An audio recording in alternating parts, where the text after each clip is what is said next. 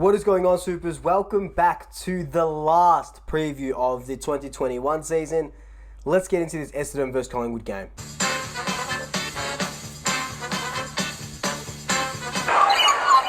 So before we jump straight into it, be sure to follow me on all my social media accounts, Instagram, TikTok, and Twitter, all Swoop Luke. If you are a new Swooper, welcome. Thank you so much for joining us. Be sure to hit that subscribe button, hit that notification bell. And if you are a returning Swooper, welcome back. Thank you so much for rejoining me.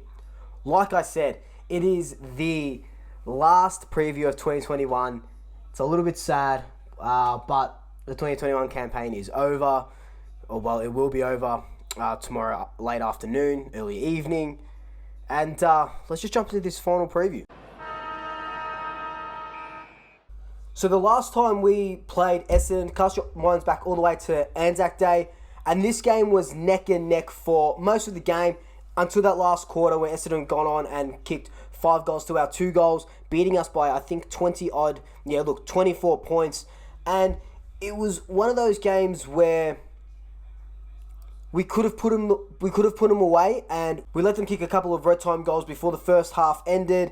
You know, they go on and kick a couple in the start of the third quarter. We're pulling ourselves back, and we just, after the midway through the second quarter, we just never wrestled back the lead. So we were always chasing our tail in that game. In that game, Darcy Parish won the Anzac Day medal with 40 plus disposals. Anthony McDonald, Tip and Woody kicked 5 goals. Bo McCreary kicked 3. Darcy Cameron kicked 3. And for us, the likes of Scott Pendlebury and Sidebottom and Crisp all hit 30. So it was all our usual suspects going about it. This time around, we don't have Pendlebury, but we do have Jamie Elliott back. So hopefully that kind of helps us in our forward line with our goal woes.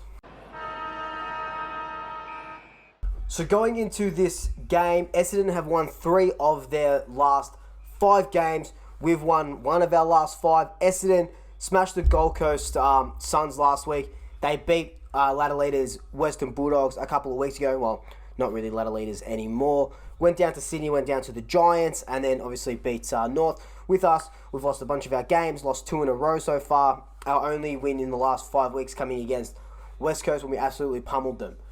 But form is everything in this game. Essendon have put themselves in a position where they are currently 8th on the ladder. If we can beat them tomorrow, or today, whenever you're watching this, we will knock them out of finals. So, the form is everything. And at the moment, we haven't been doing too well. Especially that Brisbane game, nearly lost by 100 points. And, you look at Essendon smashing Gold Coast Suns. Okay, they're the Suns, big deal. But beating Western Bulldogs the week before. So, they're going to have a lot to play for. A lot to play for. They want that finals appearance. They want to win a final for the first time in however many years. We are going to need to bring our A game. One key area that I want to look out for is how our backline stacks up against their forward line. We know Peter Wright went on an absolute rampage a couple of weeks ago. I think he kicked 7 or so goals. You'd think that Jordan Ruffhead in his 200th game goes to him. I love the way Ruffy goes about it.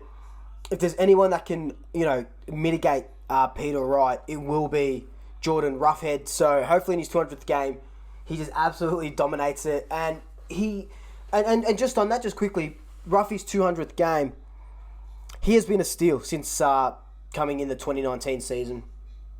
A Ned Guy special. One of the greatest minds, the greatest guys in football. The stuff that he does for equality, inclusion, climate change and stuff like that.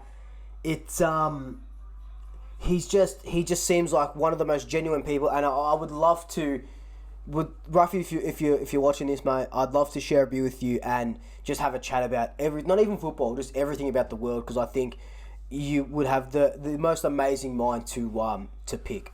Another key area that I want to look at is their midfield versus our midfield. Look, we know they've got Parish, they got Merritt in there, Clark.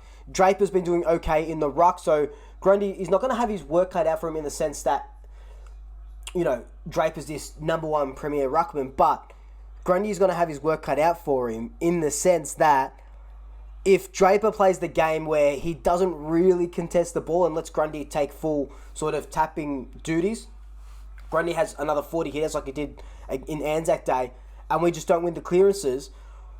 I know it's been a bit of a point of contention in the last few years with clearances and Grundy and stuff like that, but hopefully it turns, because we can't let Parrish have 42 disposals and a billion clearances. Jake Stringer when he's in there, Zachy Merritt, Dylan Shield if he finds himself in there as well. So they're very dangerous. But so are we. We're going to have Jordan De Goey in the midfield. De Goey needs to kick 2 goals and have plus 25 disposals. That's what I really want to see from him. He will be our match winner. You have the likes of Sidebottom, Elliott, Cameron, stuff like that. But I think Jordan De Goey is now our match winner, especially without Scotty Pendlebury. Essendon are ranked 3rd in handballs per game and 4th in inside 50s per game. So they love that handballing game. We've tried to bring it in a little bit. We're still a little bit slow, a little bit indecisive when we do get the handballing game going. But what that means is Essendon like to possess the ball, and that handballing game, coming out of their D50 is how they get that counter-attack, is how, they go through that corridor really well. So if we can block that off, it's going to do a lot for us, defensively going forward. We don't want them kicking goals because they're just weaving past us with handballs and going inside 50. That's not what we want to do. But when you look at it, they're ranked 14th in kicks. So what that means as well is, like I just said, they just are handball happy. So you apply the pressure, you apply that perceived pressure inside 50 tackles, tackles just around the ground. Don't let them get that easy through the corridor, because that's where teams can open you up. And because we're still a young sort of team, we need to work together. If we're going to do this freaking zoning thing, need to work together to block that corridor off, make them go wide so they do have to kick, right? Something that they don't like doing. We just can't let them get that handballing game going. So the ins and outs this week, coming back in is Jeremy Howe as our captain as well after the birth of his baby. Jay Rantel gets another go at it, and Tom Wilson comes back off that half-back line. Going out, Finn McRae after 1 goal, 20-plus disposals. I don't understand that. Bo McCreary comes out. It didn't do much last week, but again, I love his pressure inside 50. There's not much anyone could have done last week against the Lions.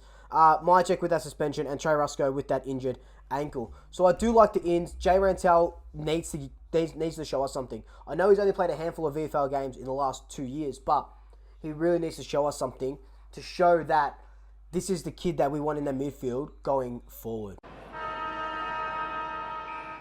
So my predictions and big call, of course, I think Collingwood are going to win by 17 points. And I've got Jamie Elliott kicking 4 goals as my big call. Anyway, guys, this has been my final preview of 2021. There are a lot of fun videos coming up. Mark my words, it's going to be a hell of a time. Might do vlogs, gaming videos, whatever it is. But until then, like, comment, subscribe. Tay family, Tay friends, Tay pets. And until next time, double shackers. I'll swoop you later. Ooh la la.